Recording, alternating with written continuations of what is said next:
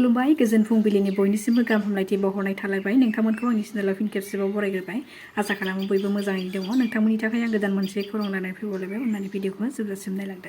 गुबुन रायजोआव खामानि मावनो थांनाय फिन आरोबाव सासे बर' सुबुङा गोमानानै दङ।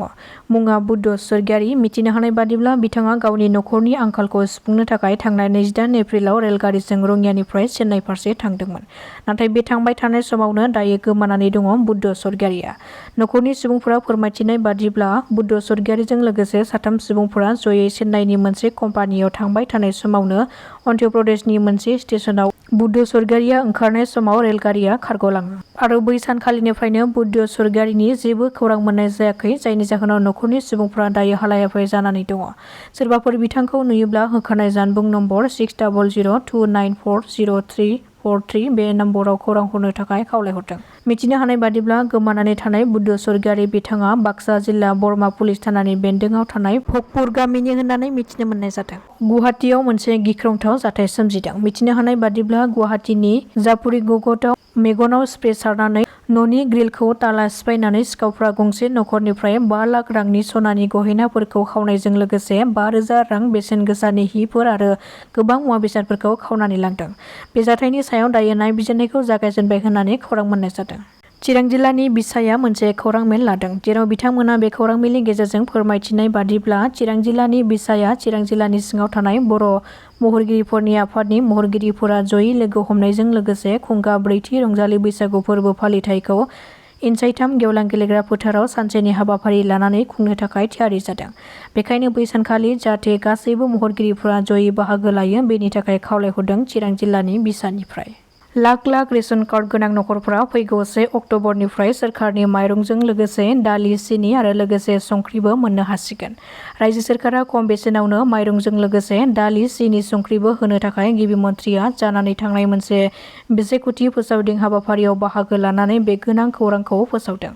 गिबि मन्थ्रिया फोसावनाय बादिब्ला रेशन कार्ड गोनां नखरफ्रा फैगौ 1 अक्ट'बराव सिनिखौ हाथाइनि बेसेननिख्रुइ 30 रां खम बेसेनाव मोनगोन आरो संख्रिखौ 10 रां खम बेसेन आरो दालिखौ 30 रां खम बेसेनाव मोननो हागोन। बेनि अनगायैबो संग्रा गेस सिलिन्डारनि सायावबो खुगा बेखेवदों गिबि मन्थ्रिया। आसामाव गेस सिलिन्डारनि बेसेना दायो 950 रां आरो उजाला बिथांखिनि गेसनि बेसेना 550 रांमोन। नाथाय दायो 1 अक्ट'बरनिफ्राय संग्रा गेसनि बेसेनखौ 650 रां आरो उजाला बिथांखिनि गेसनि बेसेनखौ 250 राङाव होनो थाखाय फोसावदों गिबि मन्थ्रिया। बड'फा उपेन्द्रनाथ ब्रह्मखौ उदखारि होननानै सोंखारिग्रा रनजित डेकानि हेंथायै गोख्रों सोमावसारनायजों लोगोसेनो रनजित डेकानि फुथुला बानायनानै सावदों बनसु आरो बड'लेण्ड जनजाति सुरखा मन्चआ। बिथांमोना बे गोख्रों सोमावसारनायाव बाहागो लानायजों लोगोसे फोरमायथिदों दि बड'फा उपेन्द्रनाथ ब्रह्म बिथाङा दिनै रुंसारि जालांबाय, जाय बिथाङा बर' हारिनि थाखाय नांनानै बर' हारिनि थामोनथा रैखाथिनि आरो बर'फोरनि सिमां आलादा रायजो सोरजिनायनि थाखाय बर'फोरनि थांनानै थानायनि राव, हारिमु, धोरोमखौ फोथांनायनि गोबां बिहोमा होलांबाय। बिथांबादि सासे गेदेमा सुबुंखौनो रनजित डेका मुंनि सुबुङा माबोरै उदखारिजों रुजुनो हाखो? बेखायनो बिनि सायाव गोख्रों एक्सन लानानै बिथांनि मुसुखा सावदों आरो बिथांखौ गोख्रों साजा होनांगौनि थाखाय दाबि दैखांदों होननानै फोरमायथिदों बिथांमोना। मैदेरनि गाग्लोबनायाव फिन सासे सुबुंनि जिउ खहा। मिथिनो मोननाय बादिब्ला नुमलिगड़नि गिदि बस्तियाव सासे बिन'द माझी मुंनि सासे सुबुङा गावनि न'सिम फैबाय थानाय समावनो थांनाय हरनि समाव गावनि न' साखाथियावनो हरखाब हाग्रानि मैदेरजों मोगा-मोगि जायो, जायनि जाहोनाव मैदेरजों मोगा-मोगि जानायाव मैदेरजों गाग्लोबजायो बिन'द माझी मुंनि सुबुङा, जेराव बे गाग्लोबजानायाव जायगायावनो जिउ खहा जायो बिन'द माझीआ। थांनाय शुक्रबाराव मानास नेशनेल पार्कआव चोरां सिखारिफ्रा माथाम मैदेरखौ सिखार खालामनानै माथाम मैदेरनि हाथाइखौ दानस'नानै लांदोंमोन। बे जाथायखौ लानानै मैया हाग्रा बिफान आरो मानास नेशनेल पार्क अथ'रिटिआ फोरमायथिनाय बादिब्ला मानास नेशनेल पार्क आरो टाइगार रिजार्भनि पानबारि रेन्जनि सिकारिजार ओनसोलाव मानै बिमा आरो फिसा मैदेरखौ गावथारनानै सिखारिफ्रा हाथाइखौ दानख'नानै लाङो। बेनि अनगायैबो पानबारि रेन्जनिनो बनसन ओनसोलाव मासे सेवहांनाय मैदेरनि गोथै सह'खौबो बोखांनो हायो। रिपर्टनि बादिब्ला जाथायसालियाव मोननाय माखासे फोरमानफोरखौ लानानै चोरां सिखारिफोरनि हेंथायै नायबिजिरनायखौ जागायजेनबाय, नाथाय दासिमबो बे जाथायजों सोमोन्दो थानाय सिखारिफोरखौ हमनो हानाय जायाखै। मरिगावनि मयनगुरि पलिटेकनिकनि साखाथियाव गिख्रंथाव जाब्रबथाय जादों। हा रोगाबाय थानाय गंसे ट्रेक्टर गारिया लामा साखाथिनि फोथाराव बेलथायदों, जायनि जाहोनाव बे गिख्रंथाव जाब्रबथायाव ट्रेक्टर ड्राइभारआ गारि सिङावनो नांथानानै जिउ खहा जादों। बे गिख्रंथाव जाब्रबथायाव ट्रेक्टर ड्राइभारआ जिउ गोमानायजों लोगोसेनो गुबुन सासे सुबुङाबो गोब्राबैनो जोखोम जादों।